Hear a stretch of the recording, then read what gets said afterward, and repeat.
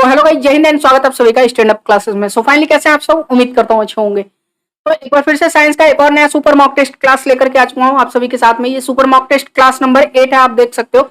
और एक बार फिर से कुछ टॉप लेवल के क्वेश्चन इस मॉक टेस्ट में मैंने रखे हुए हैं। तो सीधी सी बात है, यहाँ से जो है कुछ भी बाहर नहीं आने वाला है, ठीक है। जो भी ये सीरीज करा रहा हूँ साइंस का योद्धा बैच का, ये पूरा सीरीज कर लीजिए, एग्जाम तक एक भी क्वेश्चन बाहर नहीं जाएगा। 10 में 10 साइंस करके आओगे। और कल मैंने जीके का भी नया क्लास दिया था, नया मॉक टेस्ट दिया था। अगर नहीं देखे हो तो बहुत ही टॉप लेवल के क्वेश्चंस मैंने उस मॉक में डाला हुआ है, जाकर के जरूर देख लीजिएगा, ठीक है। बहुत ही इंपॉर्टेंट क्लास था। तो चलिए देर ना करते हैं, हम लोग शुरुआत करते हैं अपने इस क्लास का। लेकिन उससे पहले क्लास को लाइक एंड शेयर कर दीजिए, सबसे इंपॉर्टेंट चीज है। और चैनल पर नया है तो चैनल को सब्सक्राइब कर लीजिए। एक लाइक जरूर किया कीजिए प्लीज, बहुत ही मेहनत से क्लास बनती है, तो एक लाइक जरूर करिए ताकि और मोटिवेशन मिले और भी बेहतर क्लास लाने में। और हाँ, आज जो है आपका 8 अक्टूबर हो चुका है, जो कि आज लास्ट डेट है। शाम 5 बजे तक जो है अपना फॉर्म में अगर कोई सुधार करना होगा, एडिटिंग खुली हुई है कल से ही, एडिटिंग विंडो 6 तारीख से ही सॉरी खुली हुई है। अगर कोई सुधार करना है तो कर लीजिएगा, ठीक है। आज लास्ट डेट है, इसके बाद कोई सुधार नहीं होगा आपका। चलिए आगे बढ़ते हैं। अब उससे पहले सबसे इंपॉर्टेंट चीज, महापीडीएफ 3.0 भाई साहब अगर नहीं लिए हो तो अभी ले लो। सेक्शन 1 क्लियर करा के अकेला ये एक बुक देगा आपको, ठीक है। सभी सब्जेक्ट, पांचों सब्जेक्ट एक ही बुक में आपको मिल रहा है यहाँ पे। बेस्ट प्रैक्टिस सेट और टॉप एग्जाम क्वेश्चंस के साथ में आपके लेटेस्ट एग्जाम पैटर्न पे आधारित है। प्रीवियस एग्जाम के सारे क्वेश्चंस हैं इसमें, ठीक है। तो इसको ले लीजिए, आपकी ये दोनों बैच की तैयारी करा देगा। अभी जो एक 2024 बैच की जो वैकेंसी आई है उसकी तैयारी होगी, साथ में 2024 बैच वाली वैकेंसी की भी तैयारी यही बुक आपको करा देगा, ठीक है। सारी चीजें, current affair, science, English, math, reasoning, सारी चीजें इसमें आपकी भरी पड़ी है। परीक्षा का रामबाण है। मात्र प्राइस है RS 100 रुपीज, ठीक है। और ये अमेजन पर भी आ चुका है, लेकिन अमेजन पे RS 200 का मिल रहा है और पीडीएफ बुक ही वहां पर भी मिल रहा है। आपको लेना कैसे है 100 रुपए में? 9795111812 पे आप व्हाट्सएप कर लीजिएगा, बता दीजिएगा महापीडीएफ 3.2 चाहिए। पेमेंट का मेथड बता दिया जाएगा, पेमेंट कर लीजिएगा, बुक मिल जाएगी आपको। हजारों कैंडिडेट लेकर के इसको पढ़ रहे हैं, आप भी लीजिए और अपनी तैयारी बेहतर से बेहतर कीजिए। बहुत ही टॉप लेवल की बुक है ये, और अपनी खुद की स्टैंड अप क्लासेस की बुक है। चलिए आगे बढ़ते हैं, क्वेश्चन करते हैं। हमारा जो पिछला क्लास हमने छोड़ा हुआ था, जो कि साइंस का, शायद मैंने 2 अक्टूबर को लास्ट क्लास करवाया हुआ था, बीच में मेरी तबीयत खराब हो गई थी, सभी को पता है। तो उसी का क्वेश्चन फॉर यू है, जो कि बहुत ही इंपॉर्टेंट है। क्वेश्चन फॉर यू देख लेते हैं, जो मैंने आपके लिए दिया हुआ था प्रैक्टिस सेट नंबर 7 में। क्वेश्चन था the density of the liquid when heated. कह रहा है जब किसी लिक्विड को हीट किया जाता है तो उसकी डेंसिटी में क्या बदलाव आता है। देखो, डिक्रीज होगा, इंक्रीज होगा, या चेंज नहीं होगा, या पहले इंक्रीज होगा, ठीक है। पहले इंक्रीज हो सकता है, डिक्रीज हो सकता है, प्रेशर पे डिपेंड करता है। देखो, कोई भी लिक्विड को जब हीट करना शुरू किया जाता है ना, जैसे जैसे टेम्परेचर बढ़ता जाएगा आपका क्या होगा, डिक्रीज होता जाएगा, ठीक है। उसकी डेंसिटी क्या होगी, डिक्रीज होती जाएगी। लेकिन पानी के कंडीशन में एक मैं आपको बहुत ही इंपॉर्टेंट जो है कंडीशन बता देता हूँ, ठीक है। आप कहोगे सर, जब टेम्परेचर बढ़ाओगे तब डेंसिटी कम होती है, लेकिन पानी की जो डेंसिटी है वो 4 डिग्री सेल्सियस पे मैक्सिमम होती है। कैसे, मेरी बात ध्यान से सुन लो। जब पानी को 0 डिग्री सेल्सियस से अगर हीट किया जाए, ध्यान से सुन लेना, पानी को अगर 0 डिग्री सेल्सियस से अगर हम लोग हीट करना शुरू कर देते हैं तो 4 डिग्री सेल्सियस तक आते आते तक जो है इसकी क्या होगी, डेंसिटी ऊपर की तरफ बढ़ेगी। क्या होगी, पहले इंक्रीज होगी 0 डिग्री से लेकर के 4 डिग्री सेल्सियस तक, जो कि 4 डिग्री सेल्सियस पे मैक्सिमम होता है डेंसिटी, ठीक है। और उसके ऊपर भी अगर आप हीट करते चले जाओगे, 4 डिग्री सेल्सियस से ऊपर जब इसको टेम्परेचर दोगे तो ये क्या हो जाएगा, फिर इसका जो है डेंसिटी गिरता चला जाएगा, डिक्रीज होता चला जाएगा, डिक्रीज होता चला जाएगा। तो यही होता है, लिक्विड को क्या है, जब हीट किया जाता है तो उसकी डेंसिटी क्या होती है, डिक्रीज होती है। ऑप्शन नंबर ए आपका करेक्ट हो जाएगा। और 4 डिग्री सेल्सियस पे याद रखना पानी की डेंसिटी मैक्सिमम होती है। आगे बढ़ते हैं। Which type of reaction produces the most harmful radiation? Fusion reaction, fission reaction, chemical reaction, या फोटोकेमिकल रिएक्शन? बहुत ही शानदार क्वेश्चन है। देखिए, ये फिजन रिएक्शन जो होता है ना, जो विखंडन होता है, टूटना, ध्यान से देखिए। संलयन, फ्यूजन क्या होता है, जब 2 परमाणु मिलकर के एक परमाणु बनाते हैं, मतलब एनर्जी जनरेट हो रही है। और यहाँ पे फिजन हो रहा है, विखंडन हो रहा है, परमाणु टूट रहा है। विखंडन मतलब जैसे मान लो बम विस्फोट हो गया, ठीक है। न्यूक्लियर, आप एक तरह से कह लो न्यूक्लियर अगर ब्लास्ट कोई हो रहा है, वो फिजन रिएक्शन ही हुआ।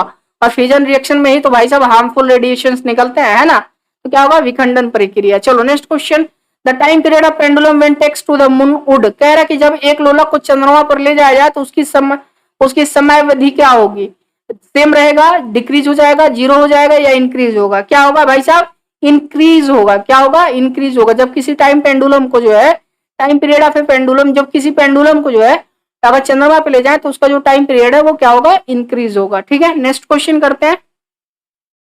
अगला क्वेश्चन है, lakes freezes in cold countries in winter, living the water underneath at. ये भी शानदार क्वेश्चन कह रहा है कि सर्दियों के दिनों में, ठीक है, ठंडे ठंडे देशों की बात कर रहा है, वहां पे जो लेक होते हैं, जो तालाब होते हैं, जैसे मान लो कि ये 1 मिनट रुक जाओ, गोल तालाब बनाते हैं, ठीक है, चलो ये कोई तालाब है, मान लो इस पर जो पानी है इसमें जो भरा हुआ है ना, तो होता क्या है कि ठंडियों के दिनों में, मतलब जो है कोल्ड कंट्रीज में विंटर में होता क्या है कि ऊपर वाला पानी का जो है ना ये बर्फ जम जाती है, और नीचे वाला पानी क्या है वो वैसा का वैसा गर्म रहता है, ठीक है, अंदर जो है नहीं जमता है पानी। तो क्यों ऐसा क्यों होता है, मतलब ये कह रहा है कितनी डिग्री सेल्सियस पे ऊपर वाला पानी जम जाता है, नीचे वाला नहीं जमता है। 0 degree Celsius, 0 Fahrenheit, 4 degree Celsius, 4 degree Fahrenheit, कितने पे जमता है भाई साहब, ये 4 डिग्री सेल्सियस पे जमता है, ठीक है, ऊपर वाला जो पानी होता है वो बर्फ जम जाता है, जबकि नीचे वाला जो है लेवल जो होता है तालाब का वो नहीं जमता है, ठीक है, 4 डिग्री सेल्सियस पे। अगला question, the velocity of sound in air, शानदार क्वेश्चन कह रहा है कि वायु में ध्वनि का वेग डिक्रीज होता है टेम्परेचर के इंक्रीज होने के साथ में, ठीक है, वेलोसिटी आपको साउंड कह रहा है हवा में, या फिर इंक्रीज होता है टेम्परेचर के डिक्रीज होने के साथ में, या टेम्परेचर पे डिपेंड नहीं करता वेलोसिटी ऑफ साउंड, या फिर डिक्रीज होता है टेम्परेचर डिक्रीज होने के साथ में, बताइए। वेलोसिटी मतलब होता है वेग, बताइए। देखिए जैसे जैसे आपका जो है टेम्परेचर डिक्रीज होगा अगर, तो वैसे ही क्या है साउंड की जो है वेलोसिटी भी क्या होगी, डिक्रीज होगी, ठीक है। हवा में जब ये टेम्परेचर डिक्रीज होता है, ठीक है, तो क्या होता है साउंड की वेलोसिटी भी डिक्रीज होती है। ऑप्शन नंबर डी आपका करेक्ट हो जाएगा, ठीक है। चलो next question, the device which convert sound energy into electrical energy is called, शानदार क्वेश्चन है यार ये वाला, मतलब जो कन्वर्ट करने वाला एनर्जी कन्वर्जन वाला आता है ना, जितने भी चीजें रहती हैं बहुत आसान हो जाता है आपका। तो सही आंसर क्या होगा, एम्पलीफायर। नहीं भाई एम्पलीफायर नहीं होगा, स्पीकर। स्पीकर क्या करता है, इलेक्ट्रिकल एनर्जी को साउंड एनर्जी में कन्वर्ट करता है ना, और यहाँ पे साउंड एनर्जी को इलेक्ट्रिकल एनर्जी में कन्वर्ट करने की बात कर रहा है, गलत हो गया। दो चीजें बची, ट्रांसमीटर नहीं होगा, माइक्रोफोन बचा, माइक्रोफोन होगा, ठीक है। ये जब जो चीज जैसे मान लो कि मैं माइक्रोफोन में अभी फिलहाल बोल रहा हूँ, और मेरे साउंड को क्या है, साउंड एनर्जी को इलेक्ट्रिकल एनर्जी में कन्वर्ट कर रहा है और आपके फोन तक लेके जा रहा है, और आपके फोन में इलेक्ट्रिकल एनर्जी को, जो हमारा आवाज जो है इलेक्ट्रिकल एनर्जी के माध्यम से आपके फोन तक गया, तो उसको क्या है इलेक्ट्रिकल एनर्जी को आपका फोन जो है साउंड एनर्जी में, जो उसमें स्पीकर आपका अवेलेबल है वो क्या है कन्वर्ट कर दे रहा है, ठीक है। इलेक्ट्रिकल एनर्जी को साउंड एनर्जी में आपका स्पीकर कन्वर्ट कर दे रहा है। और मेरा है माइक्रोफोन, मैं साउंड लगा रहा हूँ मतलब बोल रहा हूँ, उसको माइक्रोफोन क्या कर रहा है, साउंड इलेक्ट्रिकल एनर्जी में कन्वर्ट कर रहा है साउंड एनर्जी को, और आप तक जो है इलेक्ट्रिकल वेव के रूप में आपको वो भेज रहा है, ठीक है। चलिए सही आंसर क्या होगा, माइक्रोफोन होगा क्वेश्चन के अकॉर्डिंग में, यानी ये साउंड एनर्जी को इलेक्ट्रिकल एनर्जी में कन्वर्ट कर रहा है। अगला question, in heating frozen foods in sealed pouches in microwave why do you first poke holes in the pouches, गजन, ये जबरदस्त क्वेश्चन है। कह रहा है जब हम लोग फ्रोजन फूड जो होता है, ठीक है, जमे हुए जो खाद्य पदार्थ होते हैं, जब हम उसको माइक्रोवेव में जब वो करते हैं, ठीक है, थोड़ा गर्म करते हैं, तो उसमें जो पाउच पाउच होते हैं जिसमें खाना है, उसमें हम लोग थोड़ा थोड़ा छेद कर देते हैं। ऐसा क्यों होता है भाई साहब, to prevent the steam pressure from bursting open the pouch, तरह की भाप के दाब को फटने से रोकने के लिए थैली खोल देते हैं हम लोग, ठीक है, मतलब वो छेद कर देते हैं कि खुल जाएगा, थैली ब्रस्ट कर जाएगा, है ना, इसीलिए छेद कर देते हैं कि जो अंदर दाब बनेगा, प्रेशर बनेगा, ठीक है, उसके वो भाप का, उससे क्या होगा ब्रस्ट हो जाएगा थैला आपका खाने वाला। या to allow the heat to get in the, या फिर हम लोग होल के थ्रू जो है हीट को अंदर फूड तक अलाउ करते हैं जाने के लिए, नहीं। To allow the microwave to get into the food through the holes, या फिर ये भी नहीं होगा यार, माइक्रोवेव को छिद्रों के माध्यम से भोजन में प्रवेश करने की अनुमति देने की, नहीं। To allow the aroma of the food to come out through the holes, या फिर छिद्रों के माध्यम से भोजन की सुगंध को बाहर आने के लिए, नहीं ये भी नहीं होगा। क्या होगा, पहला आपका सही होगा। एरोमा मतलब होता है एक तरह से सुगंध उस फूड का, ठीक है। एरोमा ये यहाँ पे जो दिया गया है इसका मीनिंग जान लेना, ये कई बार इंग्लिश वगैरह मीनिंग के रूप में पूछता है, एंटोनिम सिनोनिम पूछता है इसका। तो इसका सही आंसर क्या होगा, हम लोग इसलिए उसमें छिद्र करते हैं ताकि अंदर जो स्टीम का जो प्रेशर बने, भाप का जो प्रेशर बनता है, उससे कहीं वो क्या है पाउच ब्लास्ट ना कर जाए, ब्रस्ट ना कर जाए, ठीक है, याद रखना, फट ना जाए, इसलिए उसमें छेद कर देते हैं कि आसानी से जो अंदर जो है प्रेशर बनेगा स्टीम का वो आसानी से बाहर निकलता रहेगा। चलो next question, which of the following है the highest value of specific heat, शानदार क्वेश्चन, ग्लास, कॉपर, लीड या वाटर। स्पेसिफिक हीट क्या होता है भाई, सबका एक अपना जो है वो होता है, क्षमता होता है हीट को वो करने का, एब्जॉर्ब करने का, ठीक है। तो सबसे अधिक हीट अपने अंदर कौन एब्जॉर्ब करके रख सकता है, बताइए। मतलब ग्लास, कॉपर, लीड, वाटर। देखो जिसकी मेल्टिंग पॉइंट ज्यादा होगी भाई साहब उसकी स्पेसिफिक हीट सबसे अधिक होगा, पहले ही मैं बता दे रहा हूं, बताइए। तो सबसे अधिक value of highest specific heat, उच्चतम जो है विशिष्ट विशिष्ट उष्मा का मान निम्नलिखित में से किसका होता है? Glass, copper, lead, water. किसका होगा भाई साहब? वाटर का होगा। किसका होगा? वाटर का। पानी का जो है क्या होता है? जो उष्मीय मान होता है इन चारों में से सबसे अधिक होता है। ठीक है, ऑप्शन नंबर डी आपका करेक्ट होगा। अगला क्वेश्चन देखिए, red light is used for signals because it has, याद रखो, log wavelength, high intensity, high frequency या लो रिफ्रैक्शनल इन द मीडियम। याद करो मैंने बताया था भाई साहब, देखो रेड लाइट की फ्रीक्वेंसी कम होती है, वेवलेंथ ज्यादा होता है, यही चीज होती है। ठीक है, तो याद रखना इसके लॉन्ग वेवलेंथ की वजह से क्या होता है, लंबी तरंगदैर्ध्य की वजह से ही इसको सिग्नल पे यूज किया जाता है, ये दूर से ही दिख जाता है। ठीक है, लंबा वेवलेंथ की वजह से ये। ऑप्शन नंबर ए आपका करेक्ट हो जाएगा। अगला question, which colour of light shows maximum deviation when pass through a prism. कि प्रिज्म से गुजरने पर प्रकाश का कौन सा रंग सबसे अधिक विचलन करता है, विचलन दर्शाता है? Red, green, violet, yellow. कौन सा होता है भाई साहब? Violet colour. ठीक है, याद रखना जो वायलेट कलर होता है ये सबसे अधिक जो है क्या है, विचलन दर्शाता है, डेविएशन दर्शाता है जब इसको प्रिज्म से पास किया जाता है। चलो next question, steam at 1000 degree Celsius causes more several burns than the water at 100 degree Celsius causes विकास। कह कि 1000 डिग्री सेल्सियस पर भाप से ये 100 डिग्री सेल्सियस पर पानी की तुलना में अधिक गंभीर जलन होती है। बताइए क्योंकि steam has no specific heat capacity, क्योंकि स्टीम के पास कोई स्पेसिफिक हीट कैपेसिटी नहीं है। Steam has latent heat of vaporisation, या भाप में वाष्पीकरण की गुप्त उष्मा होती है। या फिर water has no specific heat capacity, या पानी में कोई विशिष्ट ताप की क्षमता नहीं है, या पानी में संलयन की गुप्त जो है गर्मी है।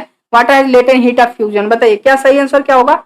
देखो भाप से जलन इसलिए होती है ना भाई साहब, पानी से अधिक भाप से जलन इसलिए होती है क्योंकि इसमें क्या होता है, लेटेंट हीट ऑफ वेपोराइजेशन, गुप्त एक तरह का ये भाप का जो है वाष्पीकरण की गुप्त उष्मा, उसमें एक लेटेंट हीट ऑफ वेपोराइजेशन छुपा होता है। इसलिए जो है 100 डिग्री सेल्सियस पे आप पानी गर्म कर लीजिए, और अगर जो है 1000 डिग्री सेल्सियस पे आप पानी गर्म कर लीजिए, ठीक है, और 100 डिग्री सेल्सियस पे पानी हो तो भी जो है क्या होगा, ये आपका भाप हो तो भाप सबसे ज्यादा जो है आपको जलन देगा, कितना पर भी हो। ठीक है, याद रखिएगा भाप क्या होगा, ये ज्यादा जलन देगा आपको। ठीक है, चलो ये 100 नहीं है, इसको ये 1000 नहीं है, इसको 100 करो।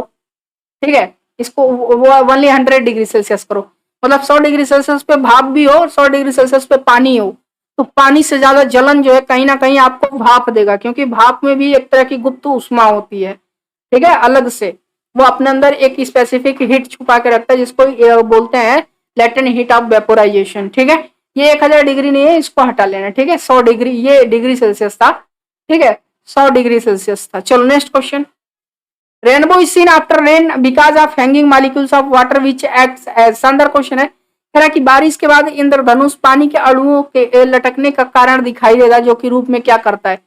देखो आपने देखा होगा कि जो रेनबो है वो कैसे दिखता है, वो हमें पानी के मॉलिक्यूल्स बीच में अटके होते हैं स्काई में। ठीक है, इसीलिए उसी के थ्रू जो है क्या होता है, हमें रेनबो दिखाई देता है। तो ये किस तरह का काम करते हैं? लेंसेज, प्रिज्म, मिरर या स्लेब्स, ये प्रिज्म का काम करते हैं। जो पानी की छोटी छोटी बूंदे होती है ना, ठीक है, याद रखना ये किसका काम करती है? मिरर्स का काम करती हैं या फिर प्रिज्म का काम करती हैं? बताइए। नहीं, प्रिज्म का काम नहीं करते, ये मिरर्स का काम करते हैं। ठीक है, जो ये छोटे छोटे जो पानी की बूंदे होती हैं, ठीक है, जो आसमान मॉलिक्यूल्स होते हैं जो आसमान में वो आपके अटके होते हैं। ठीक है, बरसात के बाद कुछ मॉलिक्यूल्स उन्हीं के थ्रू क्या है, हमें रेनबो के रूप में ये दिखाई देता है। ठीक, याद रखना। Next question, which conservation principle is applicable in case of motion of a rocket. ओहो, रॉकेट के गति के मामले में कौन सा संरक्षण का सिद्धांत लागू होता है? ये तो हमेशा पूछता है एग्जाम में। Conversion of mass, conservation of mass, conservation of charge, conservation of momentum, conservation of energy. कौन सा होता है भाई साहब? अरे कंजर्वेशन ऑफ मोमेंटम होता है ना, गति का संरक्षण का नियम इसको हम लोग बोलते हैं, है ना। इसकी एस्केप वेलोसिटी भी याद रखना, 11.2 किलोमीटर पर सेकंड होता है। ठीक है, चलो ये भी दोनों पूछता है। अगला question, the sparkling of a diamond is due to, कह रहा कि हीरे की चमक किसके कारण से होती है? तो इंटरनल रिफ्लेक्शन ऑफ लाइट की वजह से, इंटरफेरेंस ऑफ लाइट की वजह से, पोलराइजेशन ऑफ लाइट की वजह से, या रिफ्रैक्शन ऑफ लाइट की वजह से। देखो होता क्या है ना, हीरे की चमक उसके कुल आंतरिक परावर्तन के कारण होता है, total internal reflection of light की वजह से होता है। ठीक है, याद रखना एग्जाम में पूछा गया ये क्वेश्चन है, बहुत ही इंपॉर्टेंट है।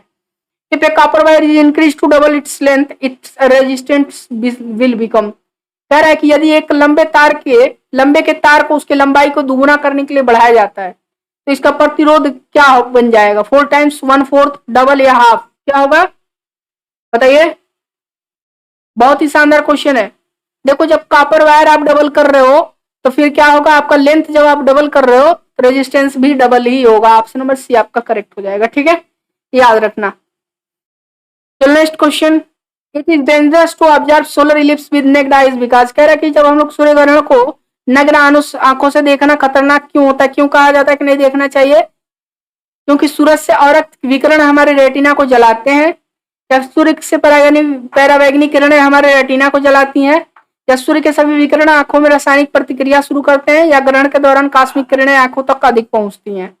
ये वाला सही लग रहा है मुझे। ठीक है, cosmic rays reaches eyes when during the ellipse.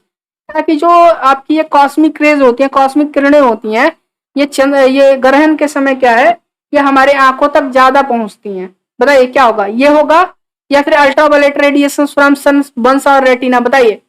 देखो ये होता है रेटिना तक अगर सीधे हमारी अल्ट्रावायलेट रेडिएशन अगर जो है उस समय पहुंच गई, जो सेलर इलिप्स वाली होती हैं, तो क्या है, हमारी रेटिना को जला सकती हैं। ठीक है, तो सही आंसर क्या हो जाएगा? ऑप्शन नंबर बी आपका करेक्ट आंसर हो जाएगा। ठीक है, नेक्स्ट क्वेश्चन। डी नहीं होगा, बी होगा। मैं आप लोगों को देख रहा था कि आप लोग क्या कहते हो। ऑप्शन नंबर बी आपका करेक्ट होगा। Parabolic mirrors are used in. कह रहा है कि पैराबोलिक मिरर का इस्तेमाल किसमें होता है? Car headlight, driving mirror, dentist या सेविंग मिरर्स। देखो ये कार हेडलाइट में पैराबोलिक मिरर्स का इस्तेमाल होता है। ठीक है, याद रखना पैराबोला मिरर्स जो होते हैं इनको कार हेडलाइट्स में इनका उपयोग होता है। लेंस नहीं कह रहा हूं, मिरर्स कह रहा हूं। अगला, in mirrors the back surface is coated with a thin layer of. ये शानदार क्वेश्चन है। कह रहा है कि मिरर्स जो होते हैं, जो दर्पण आपने देखा होगा, पीछे एक ब्लैक सरफेस से कोटिंग की गई रहती है। वो कोटिंग किसकी होती है? Mercury, silver, red oxide, silver nitrate. किसका होता है? सिल्वर की कोटिंग होती है भाई साहब पीछे। ठीक है, याद रखना वो जो ब्लैक कलर की कोटिंग होती है, ब्लैक सरफेस, वो सिल्वर कोटिंग होती है। अगला, the slope of A velocity time graph. ये शानदार क्वेश्चन है। वेलोसिटी टाइम ग्राफ बताइए। वेलोसिटी टाइम ग्राफ ये किसको, ये स्लोप किसको दर्शाता है? बहुत ही शानदार। एक्सीलरेशन, डिस्प्लेसमेंट, डिस्टेंस या स्पीड, क्या होगा? अरे एक्सीलरेशन होगा यार भाई साहब। बताइए, v minus you upon T, यही है ना आपका, है ना? ये आपका वेलोसिटी हो गया। और फिर जो है आपका जिस हिसाब से जो है आप जो भी होगा आपका, आपने ग्राफ देखा ही होगा इसका, जो है slope of velocity time graph का आपने ग्राफ देखा ही होगा। यही फार्मूला होता है आपका एक्सीलरेशन का, v minus you upon T. ठीक है, कि कितने समय में कितना जो है वो आपका डिस्टेंस वो ट्रेवल किया गया, उसके अकॉर्डिंग जो है कहां से कहां तक कितना डिस्टेंस हुआ। ठीक है, दैट इज एक्सीलरेशन निकलता है आपका, त्वरण होता है वो। टीयर गैस, वो एग्जाम में आ चुका है, गलत मत करना। Tear gas used by the police to disperse smoke contents. कह रहा है कि जो भीड़ के लिए तितर बितर करने के लिए, भीड़ जहां पे अगर ज्यादा इकट्ठी हो जाती है, जो कंट्रोल से बाहर होती है, तो पुलिस द्वारा एक आंसू गैस का इस्तेमाल किया जाता है। वो किसका, उसका मेन कंटेंट क्या होता है? कार्बन डाइऑक्साइड, क्लोरीन, अमोनिया या फिर हाइड्रोजन सल्फाइड, क्या होता है? उसका मेन कंटेंट होता है क्लोरीन। ठीक है, याद रखना क्या होता है? क्लोरीन होता है। ठीक है, ऑप्शन नंबर बी आपका करेक्ट हो जाएगा। क्या होता है? क्लोरीन होता है। ठीक है, C10H5। एक मिनट रुको यार, एक मिनट रुक जाओ। C10H5 ClN2 होता है। ठीक है, याद रखना। चलो next question. When milk is churned, the cream separated from it due to। कह रहा है कि जब दूध को मथने पे उससे मलाई अलग हो जाती है, किसके वजह से? Frictional force, centrifugal force, gravitational force, viscous या वेसस फोर्सेस। बताइए क्या होता है? याद रखो, मैंने इनवर्ड फोर्स और आउटवर्ड फोर्स करवाया हुआ था, गलत मत करना। ये सब के सब सेंट्रीफ्यूगल फोर्स की वजह से होता है। मैंने कराया था ना, केंद्र प्रसारक जो है बल होता है, क्या होता है? केंद्र प्रसारक बल इसको बोलते हैं, सेंट्रीफ्यूगल फोर्स होता है। याद करो वो कार वाला एग्जांपल और वो गोले में रस्सी बांध के नचाने वाला एग्जांपल मैंने दिया था क्वेश्चन में। चलो, permissible noise level at residential area during night time is. कि आवासीय क्षेत्र में रात्रि के समय अनुमोदित ध्वनि स्तर कितना है? कितने जो है डीबी तक, जो है डेसिबल तक तुम शोरगुल कर सकते हो? 45, 55, 75 या 80? 45 डीबी होता है। कितना होता है? 45 डीबी। और जब हम लोग नॉर्मल, जैसे मैं बातचीत कर रहा हूँ आपसे, मेरी आवाज आप तक पहुंच रही है, तो कहीं ना कहीं हम 60 डीबी तक, 60 डीबी तक जो है हम लोग क्या है, ये नॉर्मल कन्वर्सेशन हम लोग कर रहे हैं, ठीक है। और इसी तरह जो है परमिसेबल जो नॉइस लेवल है आवासीय क्षेत्र के में रात्रि के समय जो अनुमोदित जो जिसका हम लोगों को परमिशन है वो सिर्फ 45 डीबी तक का है, ठीक है। Next question, the best material for the core of transformer, transformer का कोर बनाने के लिए सबसे अच्छी सामग्री कौन सी है? Stainless steel, mild steel, hard steel या सॉफ्ट आयरन? सॉफ्ट आयरन होता है बाबू, क्या होता है? सॉफ्ट आयरन होता है, गलत मत करना, एग्जाम में हमेशा आता है। Safety fuse wire used in domestic electrical appliances of melt of low, देखो क्या होता है ना, सेफ्टी फ्यूज जो होता है वो लो मेल्टिंग पॉइंट वाले जो है क्या है आपके वो उससे बना होता है, लो मेल्टिंग पॉइंट वाले जो है मेटल्स के बने होते हैं, ठीक है, जो सेफ्टी फ्यूज होता है। इसलिए क्योंकि अब बताओ, एक बात बताओ, घर में अगर कोई किसी प्रकार का शॉर्ट सर्किट हुआ, पता चले जो है 220 वोल्ट घर में सप्लाई जा रही है और आपने बहुत हाई जो है मेल्टिंग पॉइंट वाले जो है मटेरियल का आपने सेफ्टी फ्यूज बना दिया, पता चले वो ग्लो ही नहीं होगा और घर पूरा जल जाएगा, है ना। तो इसलिए क्या होता है, सेफ्टी फ्यूज जो घर में यूज किया जाता है, ठीक है, तो वो क्या होता है, वो लो मेल्टिंग पॉइंट वाले जो है आपके मेटल्स का बना होता है, जिससे समय से क्या है फ्यूज उड़ जाता है, ठीक है, याद रखना। ऑप्शन नंबर बी आपका करेक्ट हो जाएगा, एग्जाम में पूछता है ये क्वेश्चन हमेशा। अगला क्वेश्चन कर लेते हैं, the angle in which a cricket ball should be hit to travel maximum horizontal distance, ये भी शानदार क्वेश्चन है। कह रहा है कि अधिकतम क्षैतिज दूरी तय करने के लिए गेंद को मतलब ज्यादा दूर तक भेजने के लिए एक बैट्समैन को किस एंगल से मारना चाहिए हॉरिजॉन्टली, बताइए। हॉरिजॉन्टली मतलब क्षैतिज की तरफ, आकाश की तरफ आपका जो है 60 degree with horizontal, 45 degree horizontal, 30 degree with horizontal या 15 डिग्री। ये 45 डिग्री पे, अगर 45 डिग्री पे बैट्समैन सही तरीके से हॉरिजॉन्टल अगर शॉट मारता है, ठीक है, तो ये मैक्सिमम डिस्टेंस आपका बॉल क्या है ट्रेवल करेगा, ठीक है, याद रखिएगा, एग्जाम में हमेशा आता है ये। अगला मैग्नीफाइंग ग्लास इज बेसिकली, ये कह रहा है कि आवर्धक कांच जो होता है मैग्नीफाइंग कह रहा है, ठीक है, मैग्नीफाई करने वाली जो चीजों को मैग्नीफाई करता है, तो मैग्नीफाइंग ग्लास जो होता है वो बेसिकली किसका बना होता है? ये बेसिकली क्या होता है, प्लेनो कनकेव लेंस होता है, कनकेव लेंस होता है, कन्वेक्स लेंस होता है, सिलेंड्रिकल लेंस होता है। क्या होता है? ये कन्वेक्स लेंस को ही हम लोग मैग्नीफाइंग ग्लास बोलते हैं, ठीक है। आवर्धक कांच क्या होता है? एक तरह से मूल रूप से वो कन्वेक्स लेंस ही होता है। Next question, the pitch of sound depends on it, कह रहा है कि ध्वनि की पिच किस पर निर्भर करती है? फ्रीक्वेंसी, इंटेंसिटी, वेलोसिटी या एम्पलीट्यूड? शानदार क्वेश्चन है। देखो पिच ऑफ साउंड डिपेंड करता है उसकी फ्रीक्वेंसी पे, ठीक है, पिच ऑफ साउंड हमेशा क्या किस पर डिपेंड करता है? फ्रीक्वेंसी पे। अगला question, a fuse wire is made up of, कह रहा है कि जो एक फ्यूज वाला तार होता है वो किसका बना होता है? टिन और तांबे के मिश्र धातु का, या फिर टिन और शीशे का मिश्र धातु, टिन और एल्यूमिनियम का मिश्र धातु, या निकल और क्रोमियम का मिश्र धातु? बताइए फ्यूज वायर किसका बना होता है? भाई साहब फ्यूज वायर क्यों मैं पूछ रहा हूँ, क्योंकि अभी जस्ट मैंने बताया लो मेल्टिंग पॉइंट वाले एलो होते हैं वो सब के सब, ठीक है, तो किसका बना होता है फ्यूज वायर? बताइए, लो मेल्टिंग पॉइंट रखना है ना, तो किसका बना होता है? टिन और लीड का बनता है। किसका बनता है? टिन और लीड का, ठीक है, याद रखिएगा। 183 डिग्री सेल्सियस इनका हाईएस्ट रेजिस्टेंस, उस पर वो मेल्टिंग शुरू हो जाती है इनकी, ठीक है, याद रखिएगा। 183 डिग्री सेल्सियस पहुंचते पहुंचते इनकी पूरी तरह से मेल्टिंग शुरू हो जाती है, ठीक है।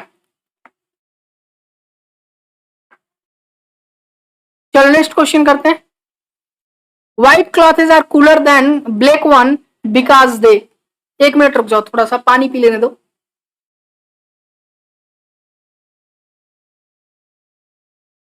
हाँ जी बोलिए, अब गला सूख गया था। कह रहा है कि white cloth is cooler than the black one because दे, कह रहा है कि सफेद कपड़े जो होते हैं वो काले कपड़ों की तुलना में ठंडे होते हैं, क्योंकि देखो absorbs all the light that reaches them, ठीक है, reflect all the light that reaches them, will not allow the light to penetrate, या कूल द सनलाइट कंप्लीटली? बताइए सही आंसर क्या होगा?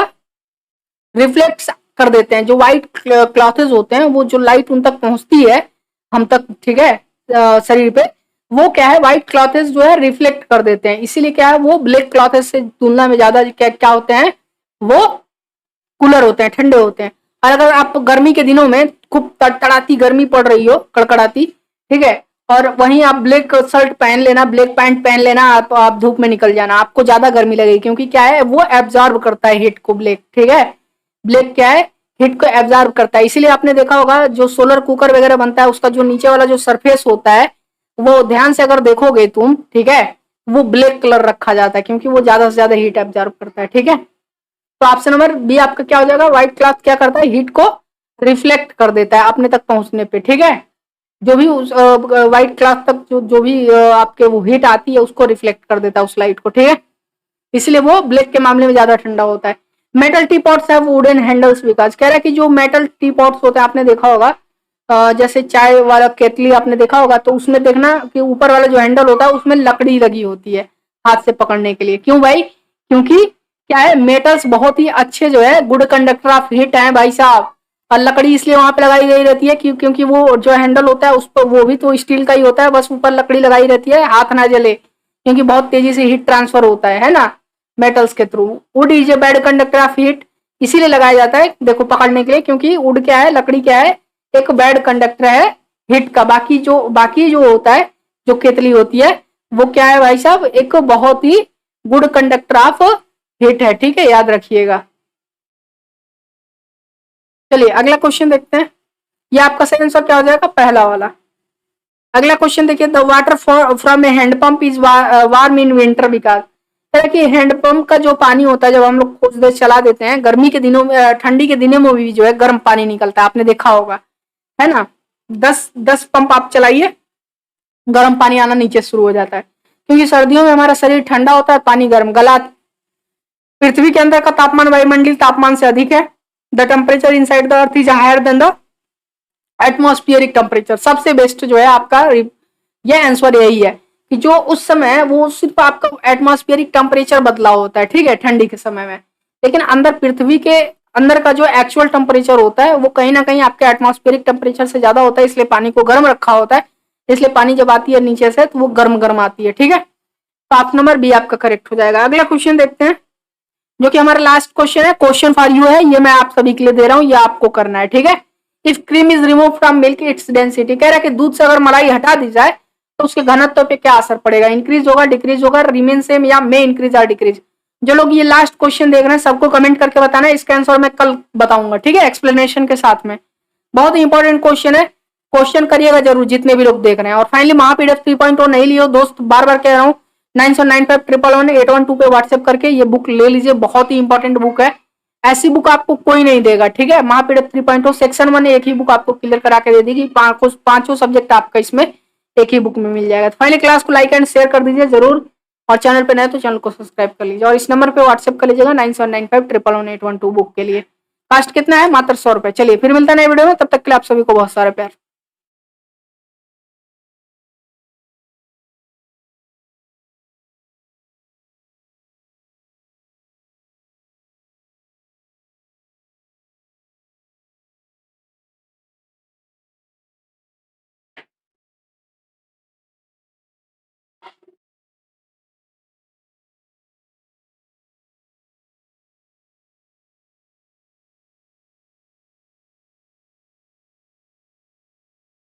तो हेलो गाइज, जय हिंद एंड स्वागत आप सभी का स्टैंड अप क्लासेस में। हेलो गाइज, जय हिंद एंड स्वागत आप सभी का स्टैंड अप क्लासेस में। फाइनली वीडियो शुरू करने से पहले एक बहुत ही महत्वपूर्ण बात सुन लीजिए। अभी तक आपने अगर महापीडीएफ 3.0 नहीं लिया है, कोस्ट गार्ड डीबीजीडी आंतरिक सेक्शन 1 1 2024 बैच के लिए, तो अभी के अभी ले लीजिए, क्योंकि देखिए बहुत ही इंपॉर्टेंट है, ध्यान से सुन लीजिएगा, क्योंकि ये बुक आज अमेजन पे आ जाएगी, और जैसे ही अमेजन पे आ जाती है RS 200 का अमेजन पर भी मिलेगी, उसके बाद मैं भी आपको 100 रुपए में ये बुक नहीं दे पाऊंगा।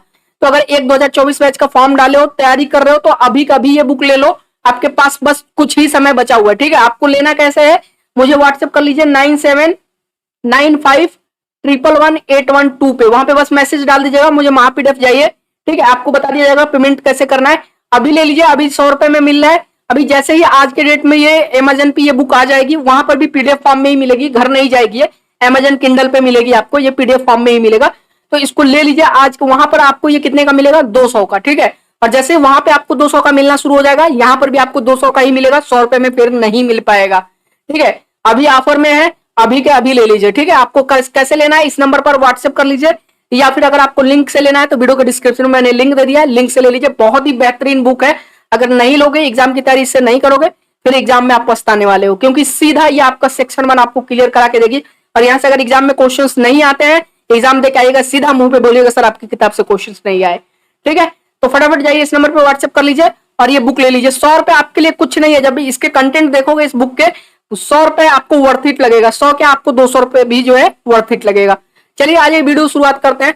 अब सबसे पहले उन लोगों के लिए जो 2023 बैच का जो है फिजिकल क्वालिफाई कर चुके हैं, ठीक है, स्टेज 1 स्टेज 2 क्वालिफाई कर चुके हैं और अभी तक फाइनल मेरिट का इंतजार कर रहे हैं, वो लोग ध्यान से सुन लीजिए, ठीक है। 2023 बैच वालों ध्यान से सुन लो।